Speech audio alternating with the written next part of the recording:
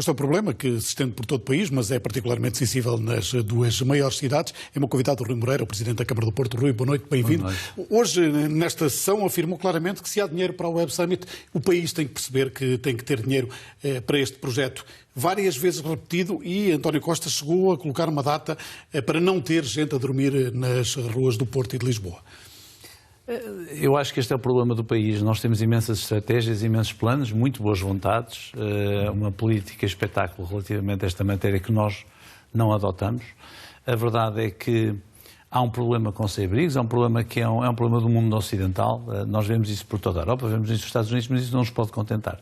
Nós temos, de facto, hoje um conjunto grande de cidadãos que, por variadíssimas razões, não têm abrigo, vivem na rua, ou vivem em condições, vivem em pensões, ou vivem em condições de insalubres, sem o mínimo de condições, muitas vezes com problemas psiquiátricos, muitas vezes com problemas de consumo, até mais álcool do que droga.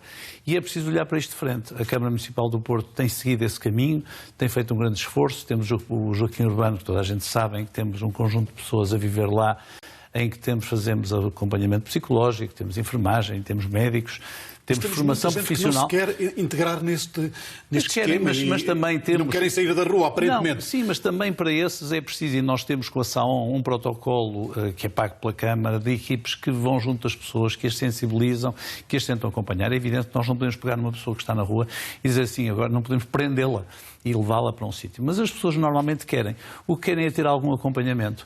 E aquilo que acontece é que neste momento há uma estratégia, não temos dúvidas sobre isso, mas essa estratégia tem sido uma estratégia que não tem sido acompanhada. Associações... Acompanhada de quê? Do cheque? Não, do cheque. Ideias na prática? Do cheque.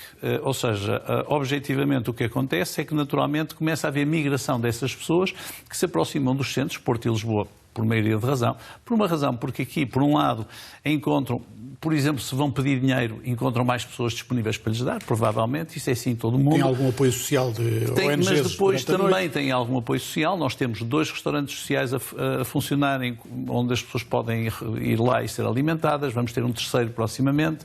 Temos, como digo, equipes de rua, depois acompanhamento psicológico no Magalhães Lemos. Mas, apesar de tudo, falta mais alguma coisa. E isso só é possível com recursos. E algumas instituições têm vindo a tentar recorrer. A Associação Médicos do Mundo, por exemplo, está há 18 meses, apresentou uma candidatura e não há nada. E nesta intenção anunciada pelo Governo, aquilo que nós verificamos até agora é que, havendo uma estratégia, não há um projeto que permita, principalmente, resolver o problema da habitação para essas pessoas. Nós precisamos de casas onde essas pessoas, querendo, se possam instalar e depois tenham o acompanhamento que isso sim as câmaras municipais podem dar. Mas é preciso mais do que uma casa, é preciso um novo projeto de vida. É preciso um novo projeto de vida, é isso que nós estamos a fazer. Nós fazemos isto com acompanhamento psicológico, nós fazemos isto com formação profissional. Neste momento estamos a administrar um curso para jardineiros, porque acreditamos que essas pessoas, porque gostam do ar livre, provavelmente é o tipo de profissão que elas podem aderir. Mas não se pode desistir. O que não se pode dizer é que se quer erradicar uma coisa e depois deixar que a coisa funcione. Ou seja, não pode ser apenas uma afirmação de vontade. E foi isso que nós hoje, por unanimidade, decidimos na Câmara do Porto, pedindo ao Governo. Eu tenho muita esperança nesta Ministra. É uma pessoa, Ana Mendes Godinho, é uma pessoa que eu conheço muito bem. Já foi às ruas, esteve ao lado do Presidente da República. Mais do que ir à rua, é uma pessoa que eu considero que tem todas as condições e toda a sensibilidade para resolver este assunto. A sociedade civil está muito mobilizada. Há muitas associações, a SAON no Porto, a Santa Casa da Misericórdia do Porto, o António Tavares, empenhadíssimo nesta matéria. Nós temos o NEPISA a funcionar, que agrupa um conjunto de instituições públicas e privadas. A sociedade civil está muito motivada para isto, há muito boa vontade, mas falta mais alguma coisa e foi nesse sentido que nós aprovamos esta moção hoje, que foi, aliás, uma recomendação aprovada por unanimidade, o que naturalmente me alegra muito. O Presidente da República tem falado neste tema de forma recorrente, vai estar na próxima semana no Porto. Tem um significado especial o Presidente também estar envolvido nesta causa? Não, eu simpatizo muito que o Presidente faça disto uma causa e espero que o Sr. Presidente, que estes avisos do Sr. Presidente sejam entendidos da forma que devem ser entendidos. Passou uma legislatura e o Presidente estava empenhado desde o início. Não, mas o Sr. Presidente da República, nesta matéria, aquilo que ele tem feito é apelar à nossa consciência. Enquanto ele o fizer, pela minha parte, tem-me como aliado, como é evidente. Rui Moreira, há um outro tema que começa a ficar em cima da mesa, a descentralização ou regionalização, com o Governo a admitir que as comissões de coordenação podem ser eleitas de forma direta ou indireta já no próximo ano. A ideia não está muito clara.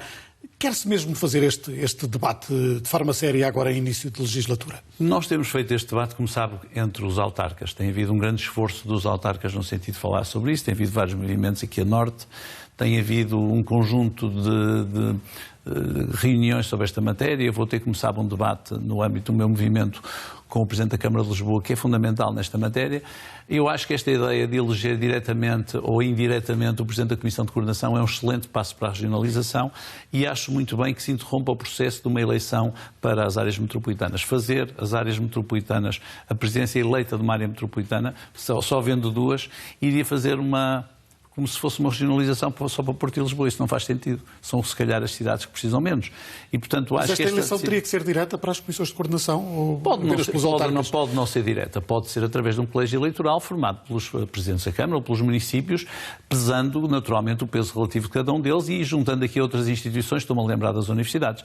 Acho que ter um colégio eleitoral numa primeira fase já seria uma boa ideia, até que as pessoas percebam que, de facto, a regionalização não implica mais Estado. Implica melhor Estado, muito mais próximo do cidadão, muito mais próximo das nossas preocupações e que vai reequilibrar um país que está profundamente desequilibrado. Nas medidas que se têm tomado na descentralização, há uma também, que mereceu hoje uma crítica, de novo por causa do cheque. Os transportes passam para a área metropolitana do Porto, mas a conta não é aquela que estava feita no primeiro protocolo que fez com o Governo. Há algum significado nesta mudança, neste acerto de contas feito agora por Mário Centeno? É um sintoma do que tem sido a descentralização. Neste caso é evidente que o Governo passa as competências da STCP e a propriedade da STCP para as câmaras, em que a Câmara Municipal do Porto assume mais de metade e outros 5 municípios a restante. Aquilo que nos foi apresentado foi um memorando de entendimento que nós assinamos voluntariamente, os 6 municípios, em que havia uma conta que vinha junta e que tinha sido preparada pelo Governo. Nós fizemos isso em agosto e agora, quando nos surge a conta, percebemos que de repente há uma diferença na conta, uma divergência na conta. Não sei se foi por causa do Ministério das Finanças, não faço ideia. A verdade é que eu tive hoje que anunciar aos meus vereadores que aquilo que era o memorando de entendimento que eu tinha sido autorizado a assinar, subitamente foi ultrapassado, porque no decreto-lei, a forma como ele é interpretado, surge uma fatura adicional para a Câmara Municipal do Porto de 700 mil euros. Mas isto aumenta a desconfiança da Câmara do Porto? Não é uma questão de desconfiança, é uma questão de contas à moda do Porto. É evidente, se perguntasse se a Câmara Municipal do Porto pode pagar os 700 mil euros, pode, tem condições para pagar e certamente que os outros municípios poderão pagar a sua parte. Mas é um mau princípio quando nós combinamos uma coisa, quando se há um aperto de mão, quando há uma cerimónia com o Sr. Primeiro-Ministro, quando se diz a conta é esta, passado algum tempo, ainda por cima, depois das eleições, dizerem afinal a conta é outra. Não fica bem, não há grande necessidade. As contas à moda do Porto que todos nós praticamos, nas nossas vidas, na nossa casa, nas nossas empresas, é uma conta que eu gosto também de administrar na Câmara do Porto e, naturalmente, acho que toda a variação ficou de alguma maneira um pouco, eu não diria incomodada, mas um pouco triste. É um aspecto que menoriza uma boa decisão do Governo, que é passar a competência da STCP para os municípios. Falou sobre isso com António Costa? Ainda não tive oportunidade, mas quando tiver com ele, com certeza que lhe direi. Rui Moreira, obrigado por ter vindo para este Jornal 2, olhar para este programa de integração dos sem-abrigo. Na próxima semana será o Presidente da República que virá ao Porto olhar para o que está a ser feito.